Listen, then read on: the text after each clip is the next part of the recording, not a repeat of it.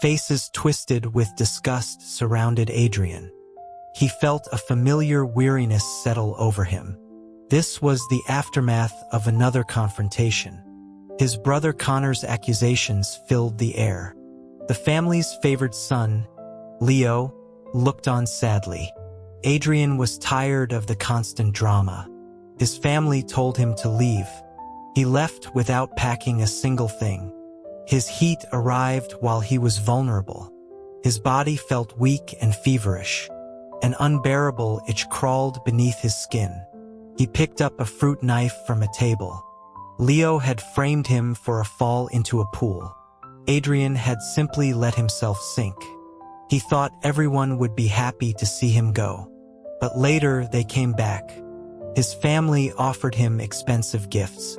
They begged for a single glance from him. Even the alpha, Ethan, became fiercely protective. He would snarl at anyone who upset Adrian. Adrian felt he must have done something terrible. Perhaps he had broken celestial laws in a past life. He had survived a harsh post-apocalyptic world. Betrayal had led to his gruesome death there. Then he woke up in this strange new reality.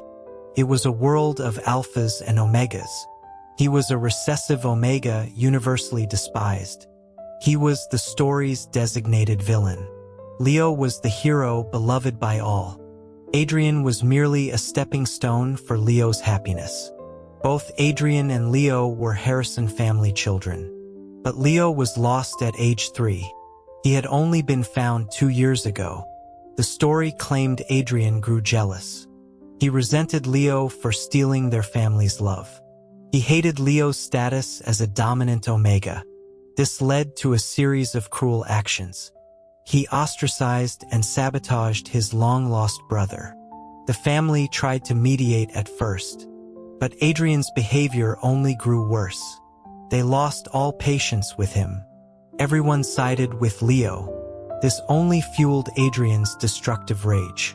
He was eventually cast out of the family. He died alone in some forgotten alley. That was how the original story ended. But Adrian's memories told a different tale. He was born after Leo's disappearance. He suspected he was a replacement child, a way for his parents to soothe their grief.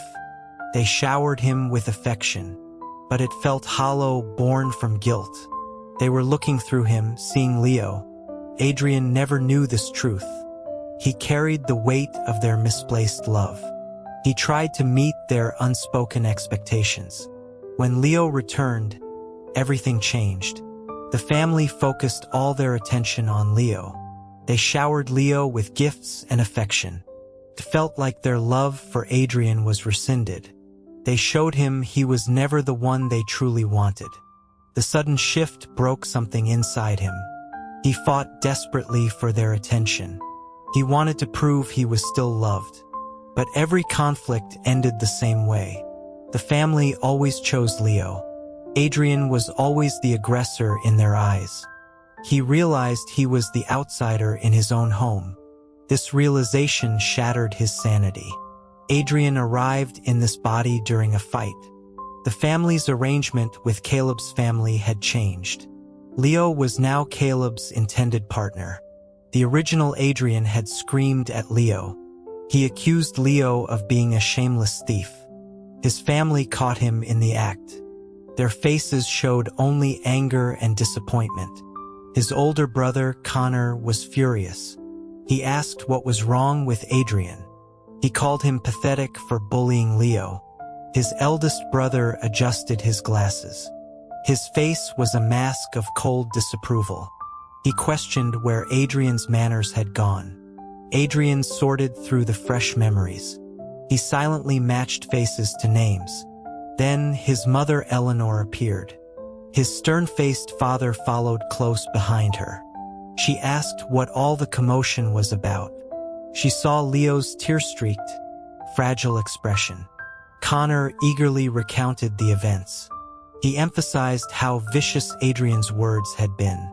His parents' expressions darkened. Their judgmental stares fell upon him. Eleanor explained the arrangement was never finalized. She walked to Leo, checking him for injuries. She asked Adrian if he wanted to ruin their happiness. Connor added a snide remark. He said Caleb was a top-tier alpha. He questioned if a recessive Omega was worthy. Only a dominant Omega like Leo was a suitable match. Eleanor's voice softened slightly. She pleaded with Adrian to stop causing trouble. She reminded him that Leo was his brother. She mentioned they had found another match for him. Ethan, the younger son of the Vance family. He was also a top-tier alpha. She admitted he wasn't as distinguished as Caleb. But the match could be finalized if Ethan agreed. Adrian gave her a bewildered glance. He was annoyed by the blatant comparison. No one had asked for his opinion. The noise and drama were exhausting. He lowered his gaze, tired of it all. His silence enraged his father. Mr.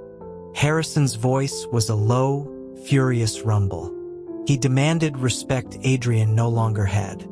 He accused Adrian of disrupting their home. He said Adrian had lost all sense of decency.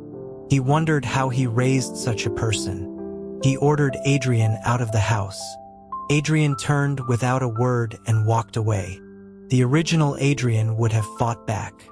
He would have screamed and argued his case. But this Adrian was different.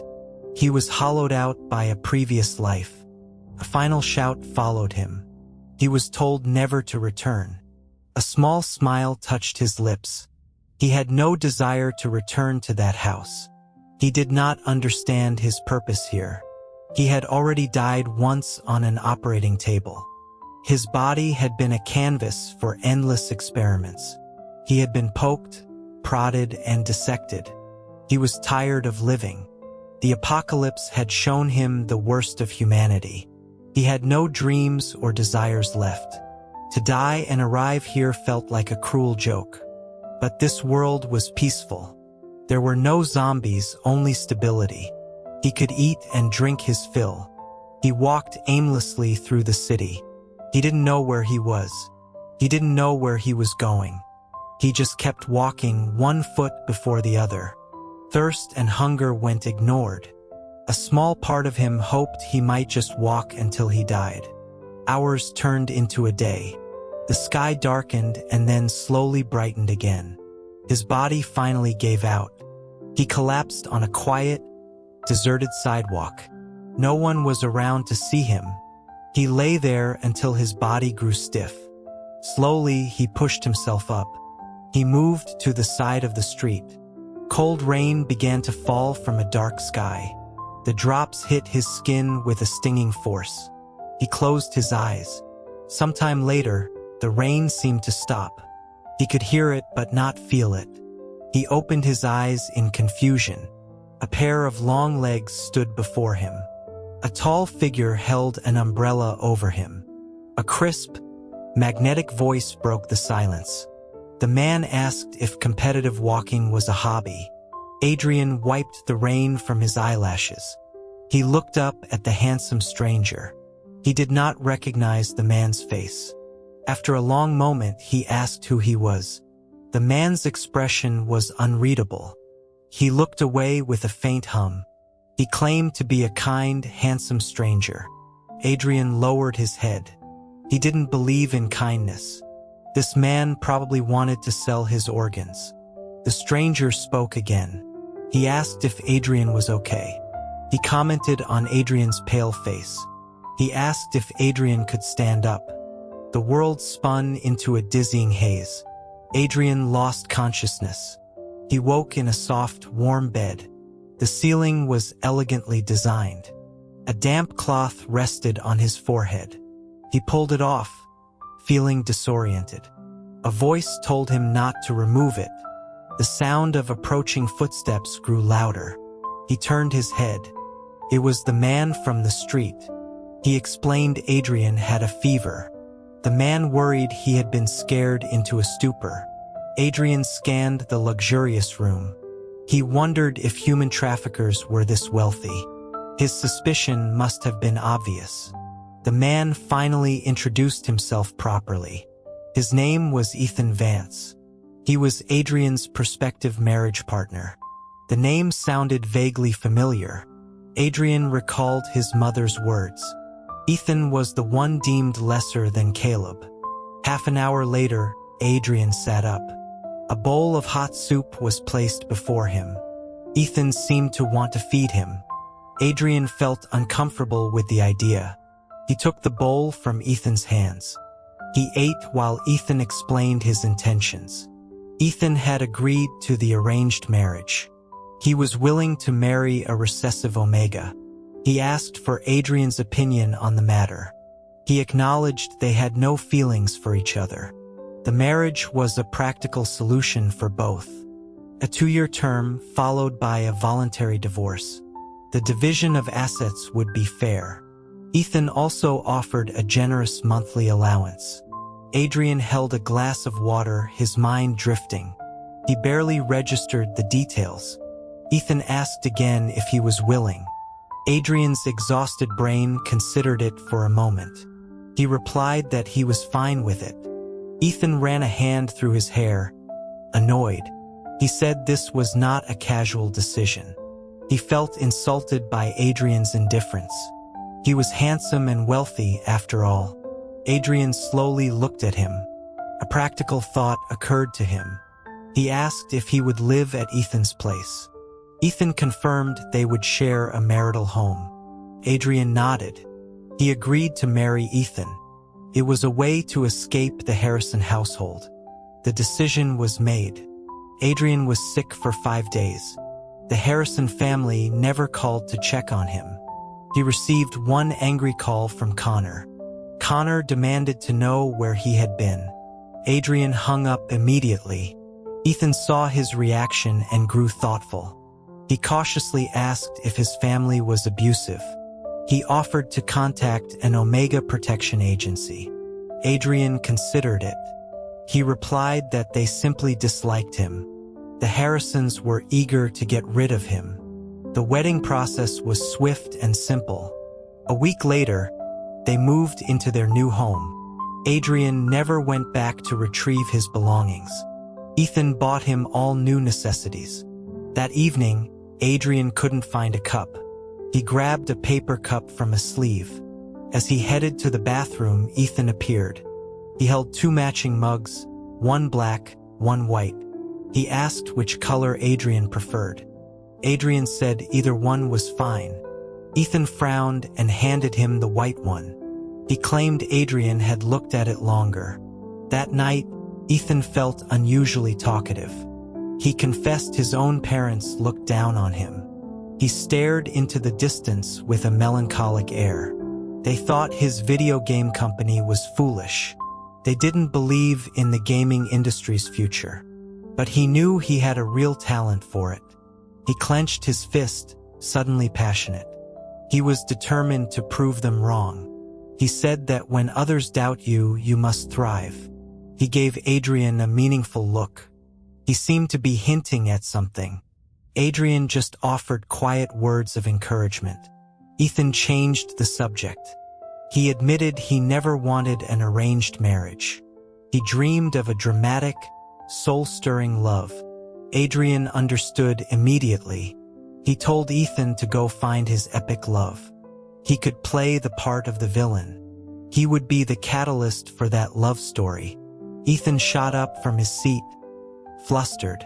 He insisted he wasn't that kind of person. He was a good alpha, loyal to his marriage. He would never engage in infidelity. Adrian asked about his epic love. Ethan waved his hand dismissively. He then said mysteriously that fate had a plan. Adrian felt a wave of sleepiness. He curled up on the sofa. He listened to Ethan's rambling voice. His eyelids grew heavy and soon closed. The next morning, he woke up in bed. A warm body was lying next to him. It was Ethan. Adrian stared at him for a moment. Ethan's handsome brows furrowed as he woke up. His sleepy, dark eyes widened upon seeing Adrian. He stammered that they were married. He insisted sleeping together was perfectly normal. He quickly added that he hadn't done anything. They had just slept under the covers. Adrian simply grunted in response. He buried his face back into the pillow. He didn't know why Ethan was so agitated. He had only been admiring his features. Days without zombies to fight were strangely empty. Time stretched out, slow and meaningless. He wondered what the point of his existence was. Was he just here to sit and stare into space? Ethan, however, was always full of energy. He left for work early each morning. He came home with groceries in the evening. He prepared a different dinner every night. Adrian would watch from the sofa. The light and sound from the kitchen felt surreal. He wondered if he had fallen into someone else's dream. At first, Ethan asked what he wanted to eat. Adrian found the question baffling. Having food at all was a luxury. He always replied that he would eat anything. He ate quickly, a habit from his past life. One day, Ethan slammed his chopsticks down. He declared it was unacceptable. He asked if the Harrisons had starved him. Adrian swallowed his food. He made up a random excuse. He said watching them eat made him lose his appetite. He also claimed their cooking was terrible. He pointed at the dishes on the table. He said Ethan's cooking was delicious. Ethan froze for a second. He awkwardly ran a hand through his hair. The tips of his ears turned red. He mumbled it was a necessary skill for a good alpha. He warned Adrian to eat slower. He said getting a stomach ache would be troublesome. He would have to give Adrian medicine on time. Adrian was confused. He didn't understand why Ethan would medicate him. But he did start eating more slowly. Ethan's intense stare made him self-conscious. Besides cooking, Ethan also worked out regularly. He often forgot to put on a shirt afterward. He would walk around with his lean muscles exposed. He would steal glances at Adrian. He was probably trying to gauge Adrian's reaction. Adrian suspected he was showing off his abs. He silently scoffed at the alpha's childishness. But he didn't mind looking. He found himself looking quite often. After a week, Ethan noticed a pattern. Adrian never left the house. He either stared into space or slept. It was a life of pure emptiness. One evening, Adrian was on the balcony. He watched the moon from a rocking chair. Ethan brought him a glass of milk. He suddenly suggested an outing for the weekend. He mentioned an art exhibition. He worried Adrian would get sick from staying indoors. Adrian shook his head. He had no interest in going. Ethan suggested other places. He offered to be a tour guide for the city. Adrian said there was nowhere he wanted to go. Ethan's expression grew serious. He asked if there was anything Adrian wanted to do. Any hobbies or interests at all. Adrian answered honestly that there were none. Ethan frowned, looking troubled. He remembered hearing that Adrian liked art. Adrian realized it was the original's interest. He had to lie. He said he had been pretending. Ethan's expression became grave. He suggested they both go to the hospital. He wanted a full physical checkup. Adrian found this strange. They had one before the wedding. Ethan stammered for a moment. He claimed he felt unwell himself. He mentioned chest tightness and dizziness. He said he needed to see a psychiatrist. Adrian looked at him doubtfully. Ethan always seemed perfectly healthy. Seeing his skeptical gaze, Ethan changed tactics. He pointed out that Adrian seemed unhappy too. He suggested they go together. Adrian was taken aback. He instinctively denied being unhappy. Ethan pouted. He accused Adrian of lying. He asked if Adrian was trying to be a tragic hero. He demanded to know why Adrian never smiled. It was a ridiculous argument. The next day, Adrian went with him. Ethan's constant chatter was persuasive. Saving his ears was worth a short trip. Ethan took him straight to the psychology department. They did assessments and answered questions. The whole process was draining. Adrian just wanted to collapse. Ethan spoke with the doctor privately. He came out with a very grim expression. He looked at Adrian with a complex gaze. Then he suddenly stepped forward. He awkwardly pulled Adrian into a hug. He said everything would be okay. He promised to protect Adrian from now on. Adrian was confused. He wondered if the doctor called him a psychopath. He tried to reassure Ethan. He promised he wouldn't kill anyone. Ethan didn't speak. His body stiffened. His hand on Adrian's back held tighter. They had slept in the same bed since moving in. It was Ethan's house, so Adrian didn't object. He would have been fine with the sofa. The master bed was large and comfortable. He could roll around without any issue. Ethan had a nightly ritual. He would read heartwarming stories aloud. Adrian found them incredibly dull. They were filled with unrealistic fantasies. But he didn't discourage Ethan. His voice was pleasant and soothing. It worked well as a sleep aid. Adrian thought he wouldn't sleep well with someone else. But he always slept soundly. Ethan had good sleep habits. His presence was a source of warmth. But he had one strange quirk. He always treated Adrian like a pillow in his sleep. When Adrian woke up early, he'd find himself held close. Sometimes his back was pressed against Ethan's chest. Sometimes his head was buried in Ethan's shoulder. Ethan's arm was always wrapped around his waist. Being so close meant smelling each other's pheromones. As a recessive omega, he shouldn't smell an alpha easily. But one night, a clean, crisp scent filled his senses. It was a deeply pleasant aroma. He couldn't quite identify it. He leaned in closer, curious. Ethan's body suddenly tensed. His breathing became heavy. He stammered, asking why Adrian was sniffing him. Adrian realized he could just ask. He wrinkled his nose. He asked what his pheromones smelled like. Ethan replied, citrus soda. A few seconds later, Ethan spoke again. He whispered mysteriously that he knew Adrian's scent. He asked if it was grapefruit. His eyes were fixed on Adrian, shining brightly. Adrian thought for a moment. He supposed it might be. Ethan's eyes grew even brighter. He looked proud of his correct guess. Adrian's scent was incredibly faint. But Ethan was a top-tier alpha. His senses were likely more acute. While Adrian was lost in thought, Ethan leaned in. He copied Adrian's earlier action. He sniffed gently near Adrian's ear.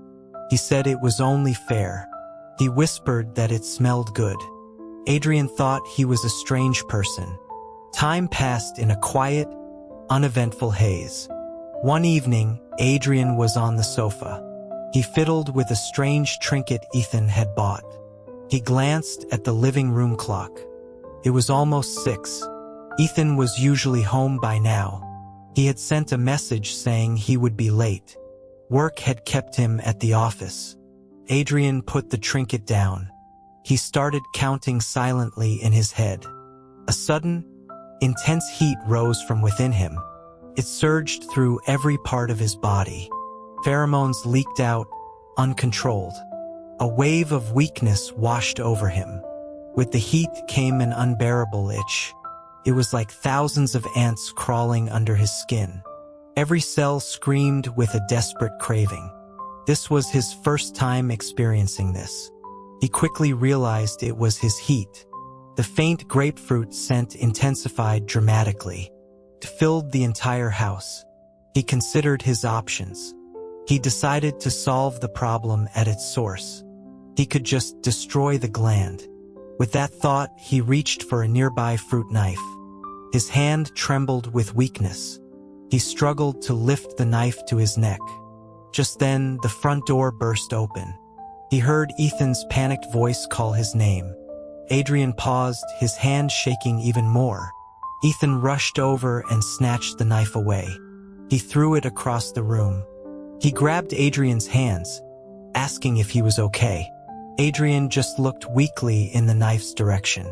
It had landed somewhere out of sight. He asked why Ethan threw his knife. Ethan didn't sound remorseful. He yelled, asking what Adrian was doing with a knife. The heat was intensifying. The itching was unbearable. Adrian looked down, defeated. He mumbled that it hurt. He said he wanted to cut it. Ethan took a sharp breath. He pulled Adrian into a tight embrace. He released his own pheromones. The crisp, sweet scent of citrus filled the air. The tingling sensation of carbonation soothed Adrian's skin. It calmed the raging fire within him slightly. Ethan stroked his back gently. He said he would get an inhibitor. But when he returned with the syringe, Adrian panicked. Memories of the lab flooded his mind. A deep revulsion took hold of him. He violently knocked the inhibitor from Ethan's hand. He scrambled backward, his eyes wide with fear. He said he didn't want that thing. His body trembled uncontrollably. Ethan was stunned by his reaction. He slowly approached him. He said they wouldn't use it. He gently pulled Adrian back into his arms. Adrian closed his eyes, clutching Ethan's shirt. As time passed, the discomfort grew worse. Ethan's pheromones were no longer enough. Adrian desperately needed something more. He wrapped his arms around Ethan's waist. He buried himself deeper into the embrace. It was so hot, so uncomfortable. Maybe cutting the gland was the best solution. Just as he thought that, Ethan's hand moved. He gently touched the gland on Adrian's neck. Adrian shuddered violently. Ethan's voice was a low whisper. He asked to bite Adrian. He said a temporary mark would ease the pain. His fingers gently massaged the sensitive area. He asked if it was okay. Adrian rested his head on Ethan's shoulder. He managed a small nod. Warm breath washed over the gland. The moment teeth pierced his skin, he whimpered. But the pain was quickly replaced by satisfaction. Hot citrus soda pheromones flooded his system. It felt like bubbles popping inside his veins. The cool, tangy sensation washed over his hot skin. It was like rain on a parched desert. Every cell in his body seemed to rejoice. In the air, two scents intertwined. Grapefruit's slight bitterness was balanced by citrus, created an intoxicating, fruity fragrance. Ethan's teeth gently scraped the soft flesh. Then a wet sensation replaced it. He was licking the bite mark. He seemed to be tasting the residual sweetness. Adrian shivered again. He leaned against Ethan, unwilling to move. He didn't know when he fell asleep.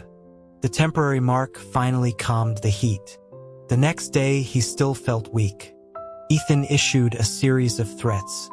He declared Adrian was banned from all sharp objects. He would hide everything. Adrian could no longer peel his own fruit. He would have to wait for Ethan to come home. If he really craved it, Ethan would order it. But he would have to wait at least half an hour. This was the punishment Ethan devised. He paced back and forth, looking very serious. He also forbade Adrian from entering the kitchen. Adrian would never again experience the joy of cooking. Ethan would install a camera in the living room. He would check it randomly. Adrian would feel the horror of being watched. Adrian was speechless. He couldn't understand how these were punishments. Ethan saw his silence and continued. He asked if Adrian regretted his actions now. This was the consequence for his dangerous behavior. It would continue unless his behavior improved. Adrian pulled the covers over his head. He decided to go back to sleep. Soon, it was time for Leo and Caleb's engagement party. The Harrisons called after a long silence. They insisted Adrian attend. They warned him not to cause any trouble. Ethan was going too. He had gotten a stylish haircut for the occasion. He was already handsome, but now he was eye-catching. Adrian watched him get ready. He wondered if Ethan was hoping to find his epic love. Ethan looked at him, shocked and hurt. He said through gritted teeth he was making Adrian look good. He also convinced Adrian to change clothes. The outfit looked familiar. It was a different color, but the same style as Ethan's. Leo's engagement party was a lavish affair. The venue was enormous, filled with guests. Leo stood at the center of the room. He looked like an exquisite little prince. He commanded everyone's attention. The Harrisons surrounded him, beaming with pride. They looked like a perfect, happy family. Caleb stood beside him. Adrian's gaze met Caleb's for a moment. Caleb shot him a glare. Before Adrian could look away, Ethan stepped in front. He blocked Adrian's view. He looked down, his jaw tight. He asked who Adrian was looking at. Adrian blinked. He replied that the other guy wasn't as handsome. Ethan paused. Then his expression relaxed. The corner of his mouth twitched, hiding a smile. He let out a soft huff. He agreed with the assessment. Adrian suppressed a laugh. Ethan could be so smug. He hoped the party would end soon. He just wanted to go home and sleep. He followed Ethan through the crowd. Then, Leo approached, holding a glass of champagne. He smiled brightly. He said he was glad Adrian came. He had been worried he wouldn't. He said it would have been a great regret. Several pairs of eyes turned toward Adrian. He felt their intense scrutiny. He knew a wrong word could be disastrous. He wasn't sure what to say. He managed a few stiff words. He said that he was there. Leo asked for a happy engagement wish. He said he truly wanted Adrian's sincere blessing. Adrian nodded. Happy engagement. The smile on Leo's face flickered for a second. He took Caleb's arm, pulling him closer. He cooed at Caleb to thank his little brother. Caleb's eyes held a mocking glint. He reluctantly offered a word of thanks. Leo added his own thanks for Adrian's sacrifice. Adrian's expression remained neutral. He replied that they were welcome. Leo then asked about an engagement gift. The questions felt endless. Adrian felt a surge of irritation. He decided to pass the problem to Ethan. He turned and took Ethan's arm. He looked up at his stoic, bodyguard-like husband. He asked if they had brought a gift. Ethan looked down at Adrian's hand on his arm. He subtly shifted closer. He looked up and answered formally. He said a gift was prepared. His assistant would deliver it shortly. Adrian felt a wave of relief. Ethan was surprisingly useful. He sensed Leo was about to say more. He quickly cut him off. He asked if that was all. The question clearly caught Leo off guard. His face stiffened. He subconsciously answered that it was. His mother, Eleanor, stepped forward. She started to say something to Adrian.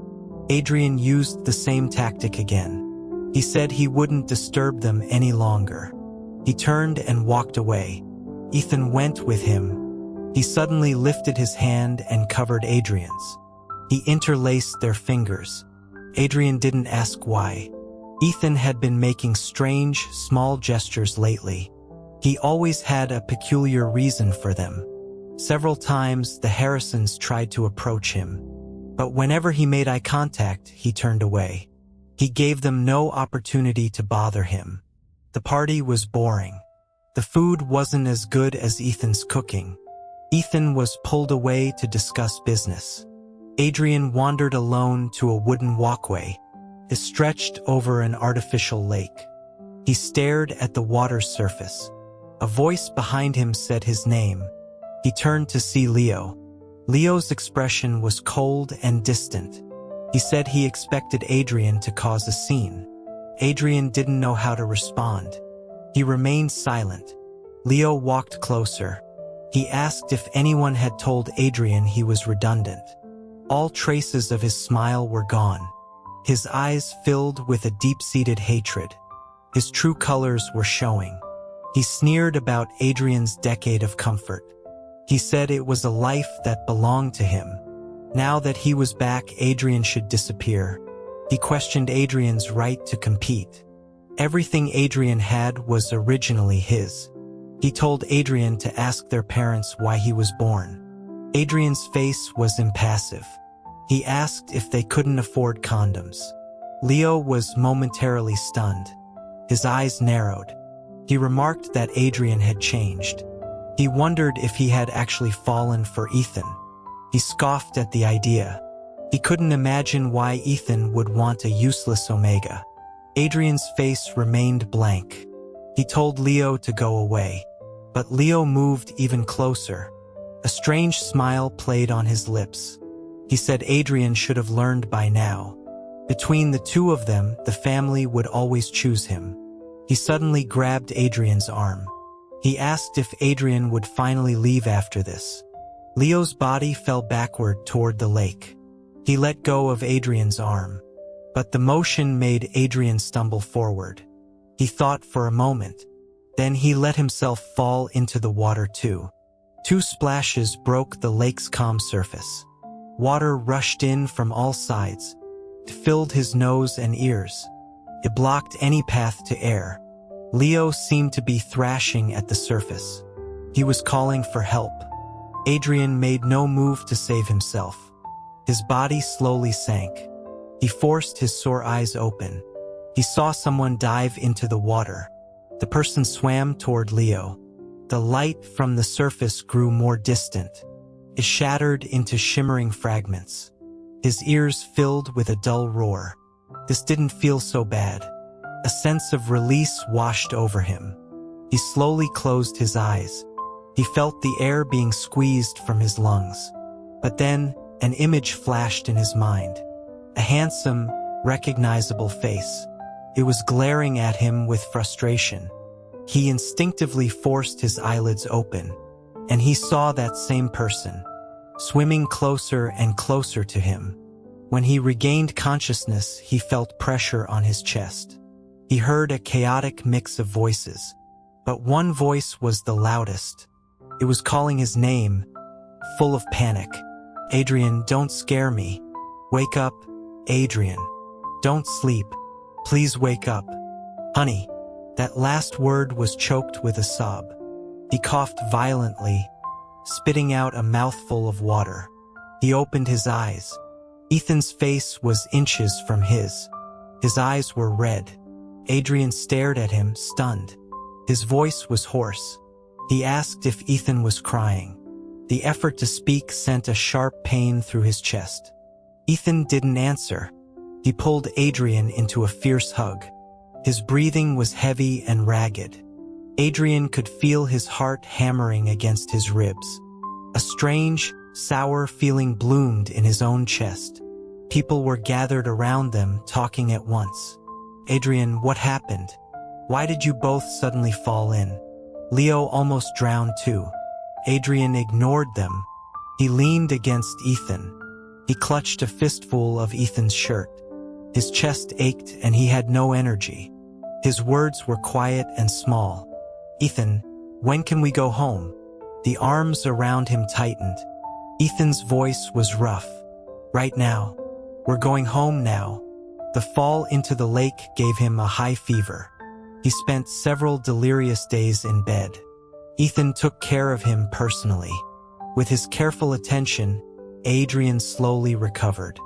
The fever broke, and his strength returned. But he still felt lazy and unwilling to move. One day, Ethan brought him a bowl of soup. Adrian tilted his head. He asked why Ethan hadn't gone to work. Ethan looked away, uncomfortable. He finally mumbled an answer. He said he didn't like work. He preferred being Adrian's caretaker. His tone held a strange hint of grievance. Adrian took a slow sip from the offered spoon. He swallowed and gave a non-committal reply. After he finished the soup, Ethan cleared the dishes. Then he climbed onto the bed. He decisively pulled Adrian into his arms. Ethan's embrace wasn't as soft as a pillow, but for some reason it felt more comfortable. Adrian found a cozy spot and leaned against him. He was about to drift off to sleep. Then he heard Ethan's low, strained voice. That day at the lake. Why didn't you reach for me? Adrian opened his eyes slightly. What? When I jumped in, I saw you sinking. You had your eyes closed. You weren't fighting. Even Leo was splashing around like he was dancing. Adrian was silent. The air grew heavy. Ethan's voice came again, heavy with emotion. Did you want to die? The question struck him like a physical blow. He instinctively looked down, hiding his eyes. No, but I don't really want to live either. For the first time, he felt an urge to confess. He remembered Ethan's previous questions. I don't have anywhere I want to go. There's nothing I want to do. Nothing interests me. It all feels pointless. I can't think of a reason to stay here. He stared at his own palm. He asked why Ethan had agreed to marry him. Why he was so good to him. Wasn't he just a troublesome burden? Annoying, useless, and a reason for missed work. The rest of his words were swallowed by a kiss. Ethan's mouth was fierce and demanding. He invaded, conquered, and stole Adrian's breath. Adrian had never been kissed before. He quickly became overwhelmed and tried to pull back. But Ethan held the back of his head, deepening the kiss. The sense of grapefruit and citrus soda mixed in the air. It grew stronger, more intoxicating. After a long time, Ethan finally let him go. Adrian gasped for air, looking at him. He felt a strange, chaotic fluttering in his chest. Why did you kiss me? You were saying things I don't like to hear. Ethan stared at him. His fingertips gently touched Adrian's swollen lips. Adrian noticed Ethan's eyes were red again.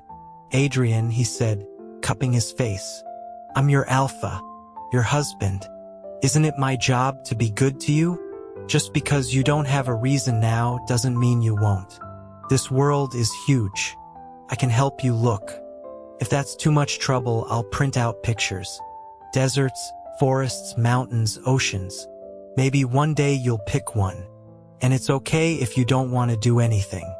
He pulled Adrian into another hug. He rested his head on top of Adrian's. His voice was low, almost shy. Coming home and seeing you on the sofa. Watching you eat your dinner. Feeling your warmth beside me at night. That's enough for me. As long as you're willing, I'll protect you. I'll stay with you. The fluttering in his chest ignited into a warm flame. It spread throughout his entire body. He wrapped his arms around Ethan. He let out a soft breath. Okay, I'll try to look for it. Place to go. Something to be interested in. The Harrisons came to see him once after he recovered. They had tried to come sooner. They were likely eager to accuse him. But Ethan had turned them away, citing his poor health. Today they finally got through. Everyone but Leo was there. Caleb came with them. They brought expensive health supplements. He didn't know what Leo told them, but their unfriendly glares spoke volumes. His eldest brother took a step forward. His face was dark with suspicion. He coldly asked if Adrian had pushed Leo. Adrian was surprised. This was a slight improvement. They were actually asking him this time. Usually, they just assigned blame. Ethan, who was beside him, shot to his feet. His expression was thunderous. Adrian quickly grabbed his hand. He squeezed it reassuringly. Then he gave them the answer they expected. I guess so. They were all stunned. Before they could speak, he continued. Leo and I can't coexist peacefully. So you have two choices. Either I harm him every time I see him, or you officially disown me. Their reactions were a mix of shock and anger. Adrian, are you crazy? Do you know what you're saying? You think you can cut ties just because you married into the Vance family? You're being completely unreasonable. Connor sneered at him. Do you think this scares us? Who would want a recessive Omega without the Harrison name? Do you really think Ethan married you for love? Ethan's eyes were filled with ice. He said some people were unbelievably stupid. He accused them of trying to stir up trouble. He said his relationship with Adrian was strong. He told them to stop acting like mad dogs. He ordered them to get out. Then he actually called security to escort them. Adrian watched them without any emotion.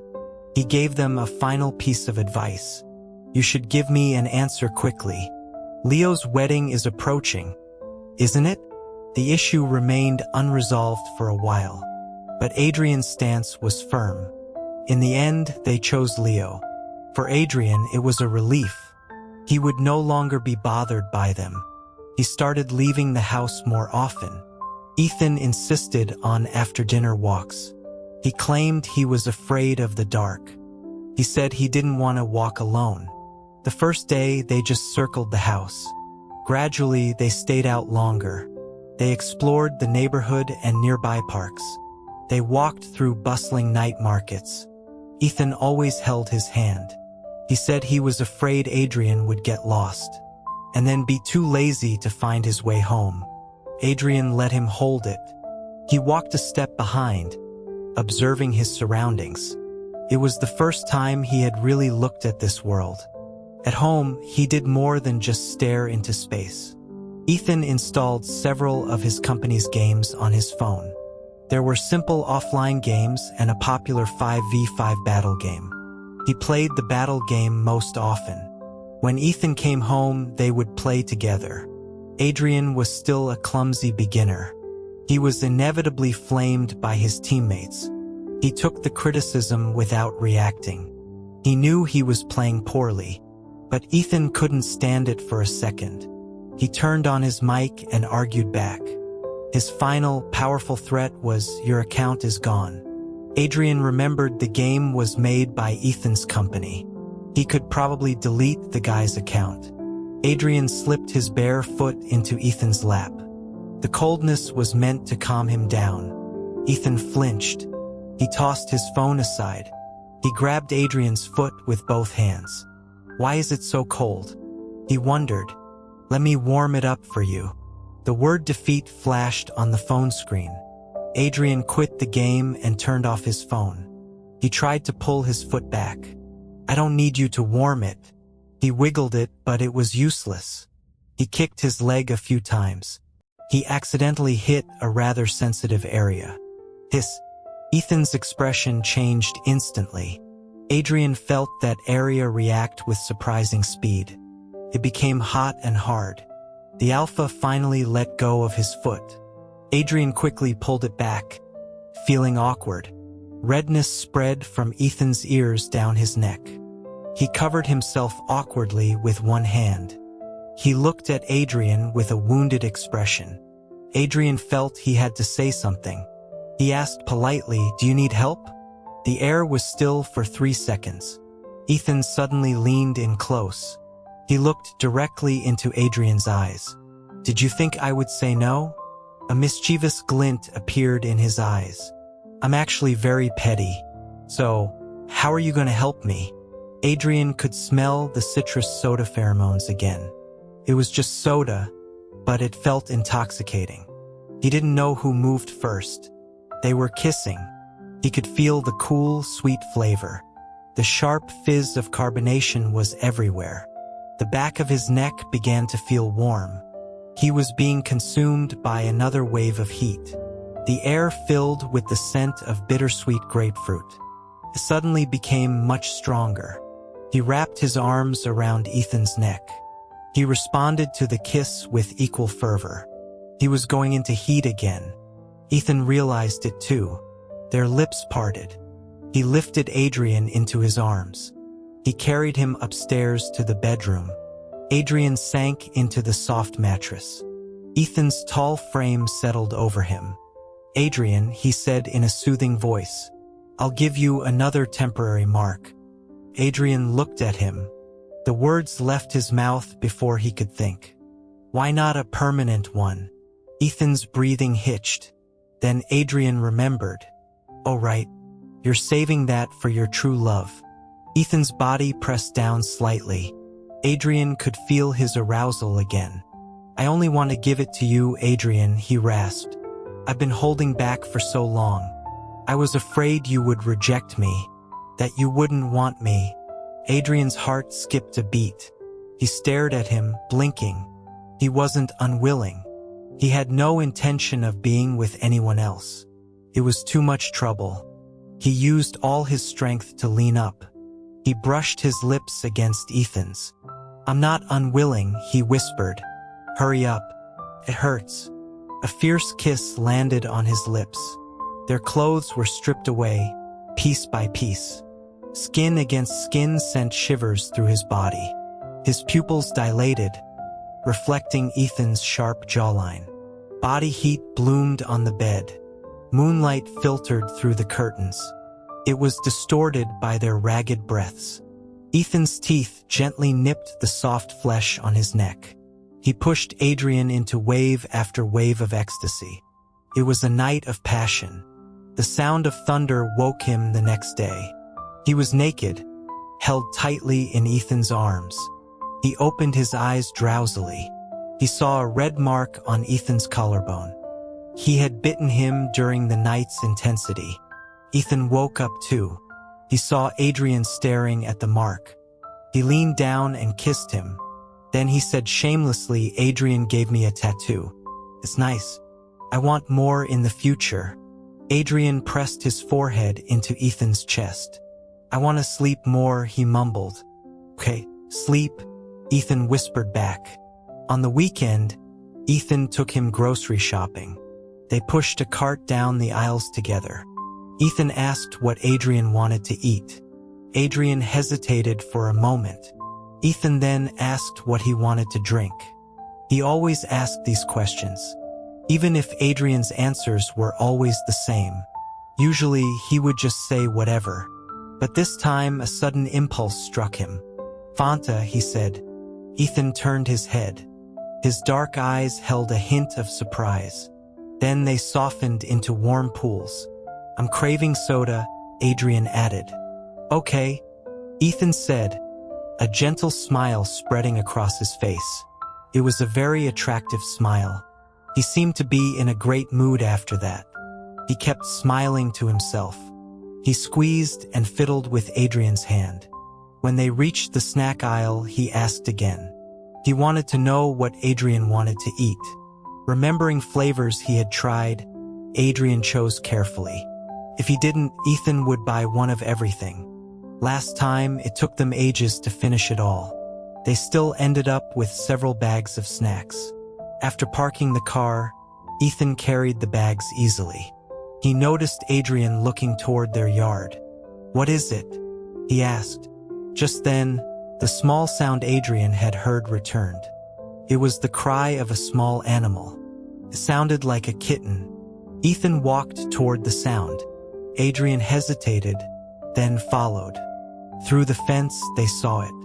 A small, pure white kitten stood in the road. It was looking around, lost, and meowing pitifully. It was so small and helpless. Ethan looked down at Adrian. He asked softly, "Should we take it home?" Adrian's fingers curled slightly. He looked away. "No, it's too much trouble. I don't know how to raise a cat. I can't even take care of myself." That night, he couldn't sleep. He lay in Ethan's arms, wide awake. After a long time, he spoke. "Ethan." He was still awake too.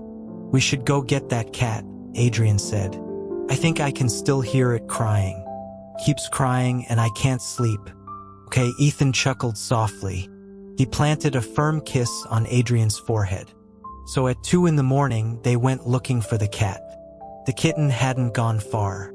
It was in the grass by the side of the road. Ethan caught it easily and brought it inside. He ordered food and temporary supplies for it. By the time they had it settled, it was almost 4 a.m. Adrian had never owned a pet before. In the apocalypse, staying alive was a full-time job. The next day, he researched cat care on his phone. He learned it was more complicated than he thought. As he was picking out supplies, Ethan joined him. He wrapped his arms around Adrian from behind. They looked at the screen together. Their tastes were surprisingly similar. They made choices quickly. After a while, Ethan spoke.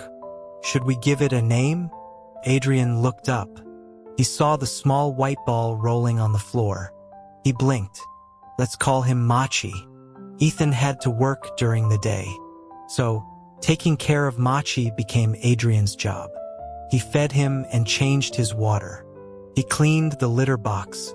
He played with him using a feather wand. Machi was a very affectionate and clingy kitten. He followed Adrian everywhere. He would constantly rub against him, meowing. Adrian couldn't understand how such a creature could exist.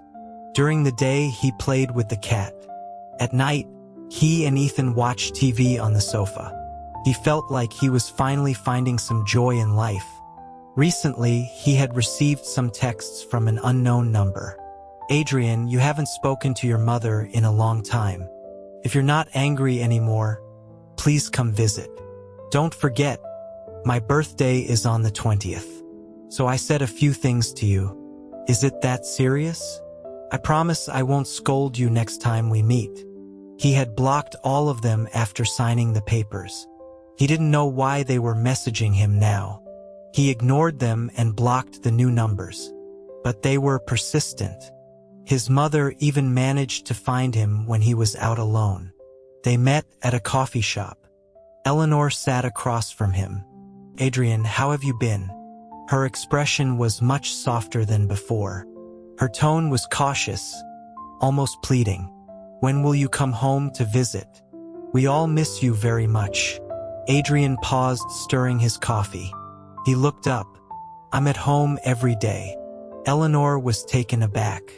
She continued about the engagement party. We misunderstood you.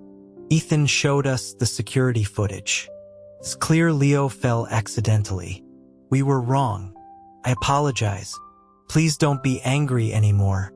Adrian shook his head. You are not my mother, he corrected her. We have no relationship anymore. Eleanor stared at him, her eyes welling up. When he didn't react, she began to reminisce. I carried you for 10 months. How could I not want you? I still remember what you looked like when you were born. So small and cute.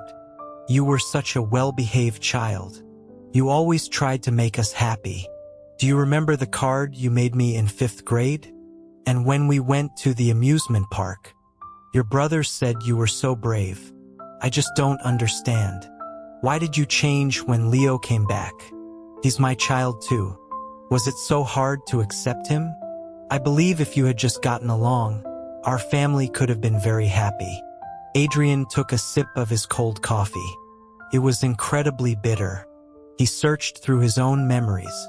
He found the ones buried deep inside. I saw you crying late one night as a child. I tried to hug you, but you pushed me away. You said, I want Leo. The first thing you said about my card was, if Leo were here, I would have so many of these by now. At the amusement park, you lost me. I waited for a long time until you heard the announcement. You looked right past me, completely distraught. You whispered, where is Leo? I'm sure I just saw him. Then, Leo finally came home. I was happy for all of you. As for me not accepting him, I've told you many times that wasn't true. You just didn't believe me. There's no point in repeating it. Saying these things was easier than he expected. But a faint tearing sensation remained in his chest. He took a slow breath. Isn't it better this way? You have Leo now. You don't need me. And I have finally found someone who loves me. Someone who protects me with his whole heart. He stood up. So please, Eleanor, he said sincerely. Let me go. Don't disturb my life anymore. The tears in her eyes finally fell. Her face was a mask of sorrow. Adrian turned and left without hesitation. After that day, the Harrisons didn't give up. They sent all sorts of expensive gifts. They begged him to see them. He refused everything. Eventually, Ethan must have done something. They finally stopped bothering him. He and Ethan moved. Ethan's company headquarters relocated. They took Machi and moved to a new city. That night, Adrian had a long, detailed dream. Scenes from his past played out like a movie. He realized he had died twice. The first time followed the story's script. He fought with Leo and lost everything.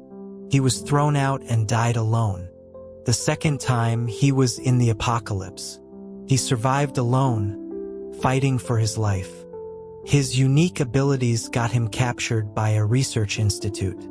He was betrayed and strapped to an operating table. He endured agonizing human experiments until he died.